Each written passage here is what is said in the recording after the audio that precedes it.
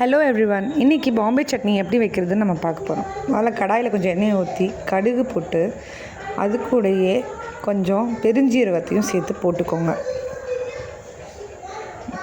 இது கொஞ்சம் நல்லா புரிஞ்சு வந்தோடனே அது கூட ஒரு 2 நறுக்கின பச்சை மிளகா போட்டுக்கோங்க. கூட கொஞ்சம் வெங்காயம், நல்லா வெங்காயம் பொன்னிறமாக வர்ற அளவுக்கு கொஞ்சம் நல்லா ஃப்ரை பண்ணிக்கோங்க.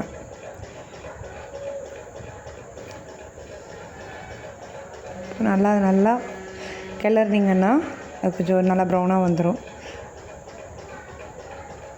இந்த மாதிரி இந்த ப்ரௌன் கலரில் வந்தோடனே இப்போது நீங்கள் இதில் ஒரு 2 நறுக்கின தக்காளியை சேர்த்து போட்டு அதையும் நல்லா மேஷ் ஆகிற அளவுக்கு கிளறி விடுங்க.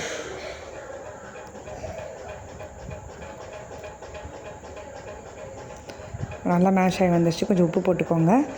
ஒரு கிண்ணத்தில் ஒரு 2 ஸ்பூன் அளவு கடலை மாவு போட்டு தண்ணி ஊற்றி நல்லா விஸ்க் பண்ணிக்கோங்க. இப்போ இது கூட கரைச்சி வச்ச கடலை மாவை ஊற்றிக்கோங்க.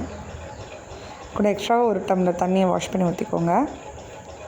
ஸோ இப்போ இதை நல்லா கிண்டி விடுங்க.